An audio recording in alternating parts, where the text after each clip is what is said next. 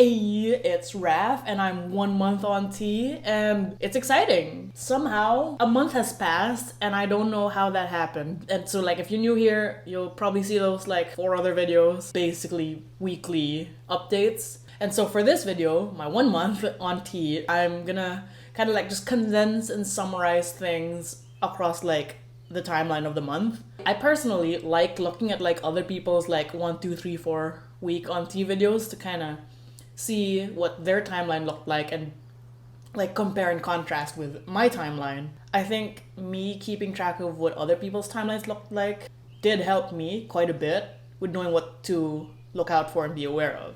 The form of testosterone that I am taking is the gel, Androgel, and I am not sponsored by them or anything like that. But yeah, so this thing is like a metered pump and my dose is like 2 pumps a day. I do it like every morning, kind of like a get up, weigh self, put on gel, walk dog, ideally put on clothes, then walk dog.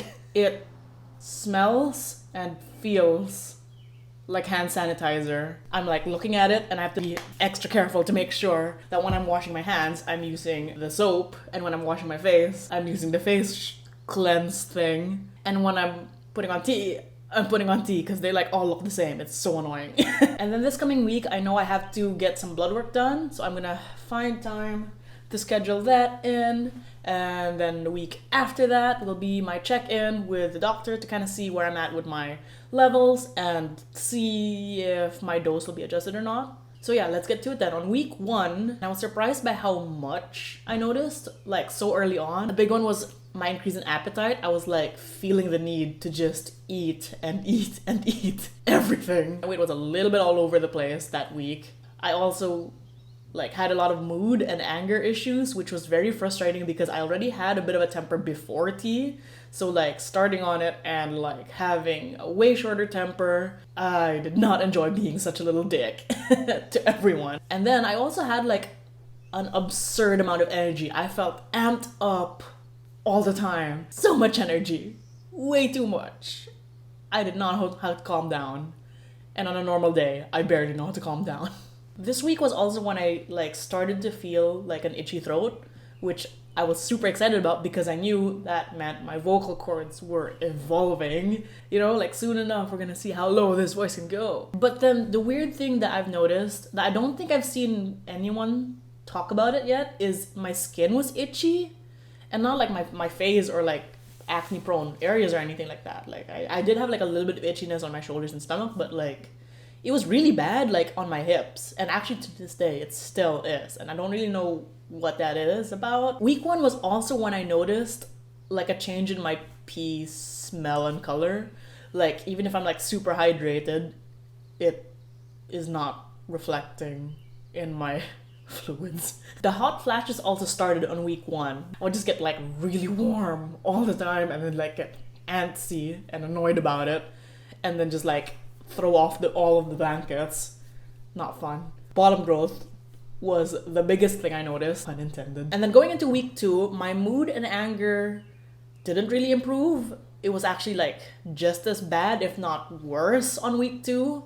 I was very difficult to deal with. I was such a cranky little dick. And then also my appetite like continued to get intense. I ate so much. Week 2 was also when my skin like got even more itchy, and I also noticed that like the itchiness tended to be at their worst at night. I don't know how that works or how that makes sense.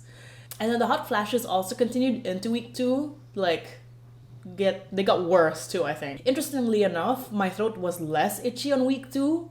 So like I didn't really notice it much, if at all, on week 2. It like stupidly acted up like while I was recording the week 2 video. And then my weight also continued to fluctuate and actually go up for week 2, and I did not like that, and that probably was a contributing factor to my moods not being great. Tying into my moods not being great was I was having trouble crying. I would be stressed out about something or upset about something and I like wanted to cry, and like I would probably say I needed to cry and I just couldn't. it's like it was stuck. You know, like when you want to sneeze and your nose just won't? It felt like that, but for like my eyes, I guess. It wasn't fun. And like, I think making it harder for me to like release my emotions too. So that like week 2 was really bad for me. And then like in terms of like acne and that stuff, I think it was around week 2 where I was starting to like kind of see like bits and pieces of my face and like some parts of my shoulders like redden a little bit, but not quite like full on like pimples. Really, like I had like one like on my like corner of my mouth kind of thing. And so yeah, basically week 1 and 2 were like just emotional roller coasters for me. They were a whole thing. Week 3 saw like a drastic improvement in my mood. I felt really good. Like my temper was way easier to manage. I was like a lot less of a dick. I feel like my girlfriend can confirm. And also week 3 was when I noticed that my voice had noticeably started to drop. I'm not really sure like how that works. Like I was watching a video by Noah. Pre-T, I spoke from like here, and now like a week on T, I started realizing that I was speaking from here, and it's really weird. That was how he explained it, and I think that kind of makes sense. Talking definitely started to feel very different. Like looking back, week 1 and 2, my dysphoria was pretty bad, because I was kind of like rushing over the changes and stuff like that. But week 3 was like not as bad. It's a whole thing. It's part of the package.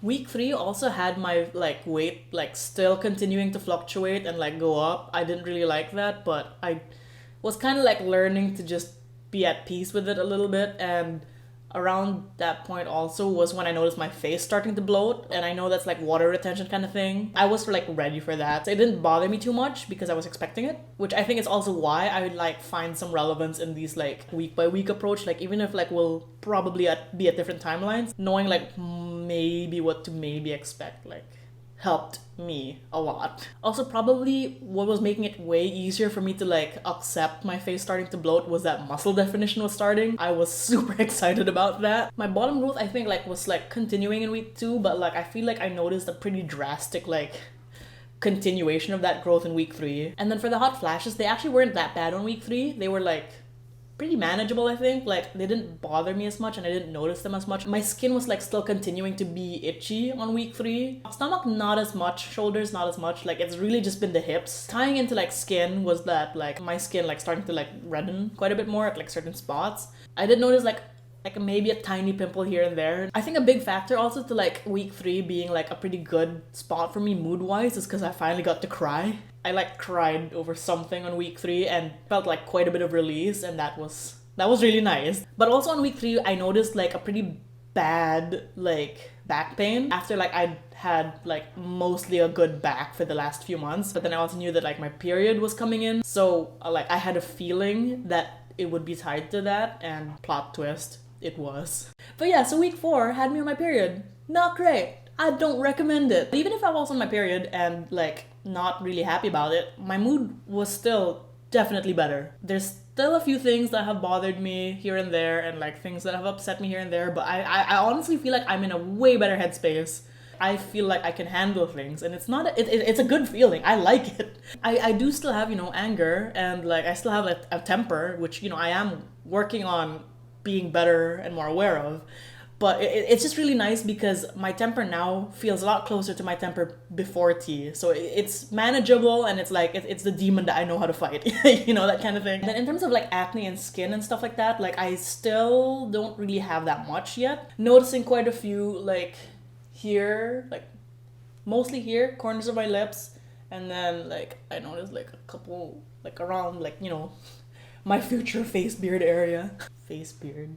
That's not a word. That's not a term, but it is now. Hairline, like I have a few. It could be like, you know, the oil change thing, but it also could be that like haircut. I like to shape my hairline because why not? And in terms of my voice, I do feel like it's dropped like barely since week 3. I should just like record, you know, how low can this go every week or month or whatever, and just like that's my voice comparison thing. And then for this week, in terms of like the itchiness, it's not as bad. It's still like there, but it's really just mostly my hips now. Like sometimes it'll be my legs as well, which is annoying. I also think I've gotten just a bit more muscle definition, and I also feel like I can do push-ups just a bit better.